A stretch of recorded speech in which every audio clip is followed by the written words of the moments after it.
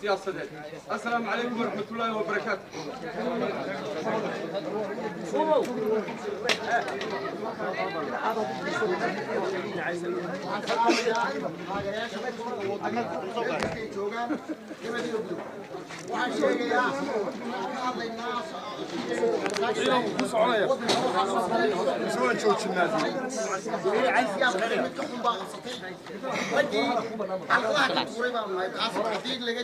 waayo oo dadka shacabka ah ee la caburinayo iyo madaxda xisbiga ee la xidhay qodayihii guud iyo xogayihii afayeenka xisbiga labaduba way xidhan yihiin waxaanu sheegaynaa taageerayaasha xisbiga inay isku soo baxaan gobolka Togdheer xarunta horteeda iyagoon wax dhibaataa samaynaynin aan hal kasta oo ay dowladdu taagan tahay attack samaydo waxaan u ballan qaaday haddii ay soo waayeen iyagoo dowladdii haya ay soo waayeen inaanu bad hog kasta oo ay gaan soo xukunkii gacanta ku haya hadday karaamadii waddanka ilaalin waayeen annagoo xusbiya na waxaanu ku ballan qaadayna hogga galaabayna oo aanu gacan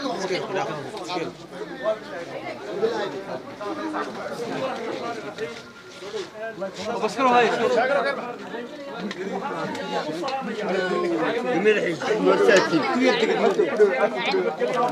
شكروا شكروا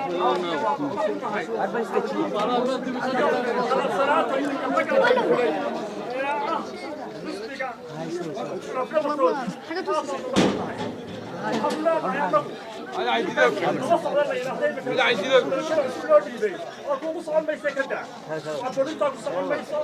وحويا حبيلا الاحترام وشرعي يوم بس عبريه واحدة في بيت عيسى وحنا لنا نبغى لنا مدرسة سلمية لبدلية درجة يكون وتشيله وهي ديلا تلقى على ضعفه وحنا ما لنا إذا كبيت خيرا والسلام عليكم ورحمة الله وبركاته. أنا عايز ذاك سامرة دو بعد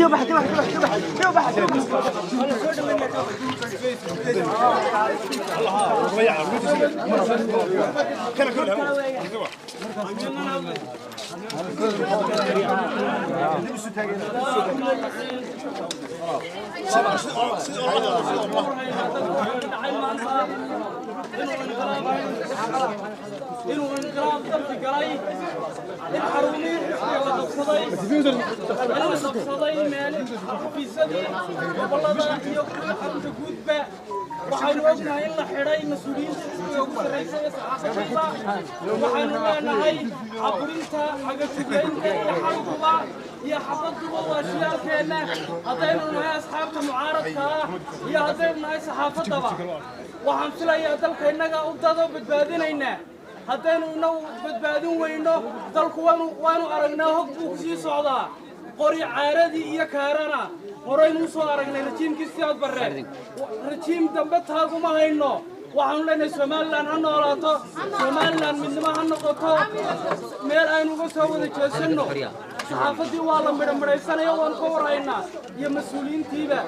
waxaanu sheegaynaa caalamka iyo dowladaha jaarka iyo kuwa xuquuqda insaanka u doodaba inay si gaar ah u soo eegaan Somaliland waxay ku sii socotaa halkii 30 sano ka hor ay ka timi aad baa mahadsan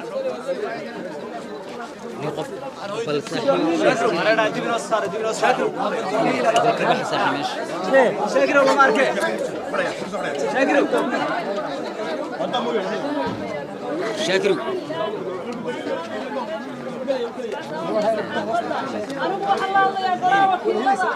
إنسارسة إرضعي كانوا 5 سنة دورني 14 سنة كنت شعبية كرب وقت قبيلية والله هالعديد بكن دكتورنا وأنا دكتور صارنا تحرير بام دكتور صارنا هي قراء بورتلا ما حي قبتنا بتقولي الله دري قراء بورتلا دوما ما يقبل علف وين ما يقبل حريرة ما يقبل بكردين تيوتشوا كانوا شهر فوقاتان لا ولا أقل ولا بابينيا قلتنا ولا تلقون والسلام عليكم ورحمة الله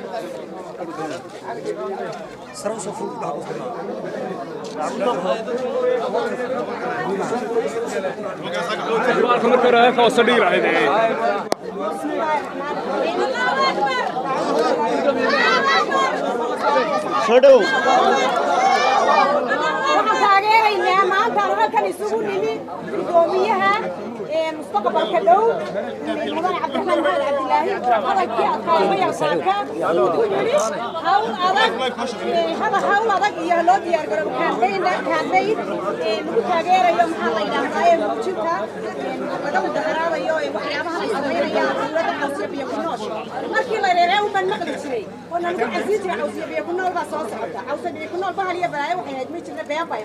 دولتنا هو عوسية بيكونوا واي بينه وذي وحيدي واتحس بأن تشوفنا حفيسة يا عبد الرحمن حي عبد الله وكيك ليس عاكا وحي سمينا يعني مرها وحي عادة يستين عادة كدكتين حكومة ضني تعلمين توالنا يسوي ما توف تاعي وحي عادة كدكتين هنا حرحلان ما حدا حس بقى وضني وانا الله يسقي من دونا مركودنا ويوغان تاي راي قبي أنا ضبيرة يسوق حيسة شرين عندنا لما يهدي شرين ومقدس محل إلى مظاهراتكم وحنا شرعي سميسن وقصتون كانوا نجايين مظاهراته مركل الدين ضوح وين لا دقا مدحويني قرنك جمهورية الصومال لنا الله حيلك الله يقمضي هي سيدي أنا يركب بس لا وهن شرا يسرح روحايا أنا قيد دمر هاي وحن كل شون نبغى كل هذا وحن لا هاي أنا كل سوق بجميل يا هذا الكيجة عاوزية بيكون البعض نقطة والله قبرت مصبي هي وذي حكم هذه والله قلنا عاي عندي كداني ميسو حكم من التريم على كل سنة يا وأنا أملي قولها برلمان كل سنة قال فنيو إلى هذا كي أريا كمرة كذي كمرة كقارية كمرة ما كسرني هاي ما كهر نتوقف إلى ملحتوية هذا كي ما دانا كذا وأنا ومقدس محل إلى مظاهرات أنا قلنا في مينا ومقدس مظاهرات والله يسوي مريا وحنا قبل لما قلنا وكيلنا يا برلمان تيجروج وضياشة انتبه ويا عينك حي ويا قريبك حي ويا ويا نسوي ما تقولنا وانا قبل أنت وانا قبل والسلام عليكم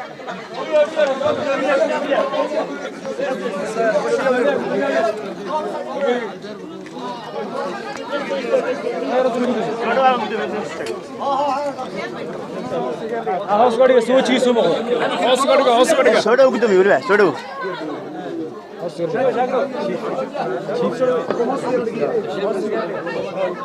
कहाँ था उसको क्या ना होगा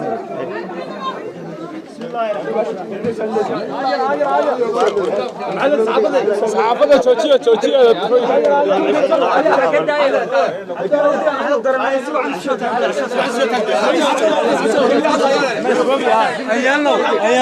يلا ربشك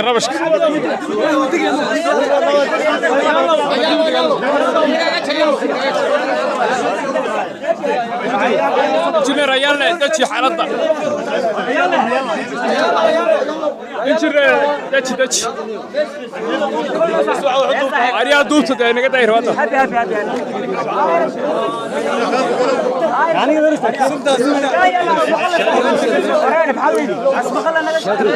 السلطان ورانتك الشقي السلطان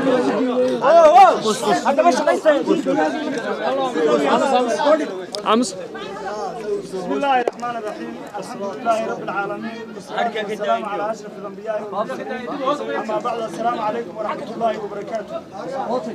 دمان تدوينا الكريمين قبل كتير كارهان تاجرياشا حزب الوطني يسحبنا يا دمان مرتدى كلا شوكا عادي أقبل سلامتين مرة السلام عليكم ورحمة الله وبركاته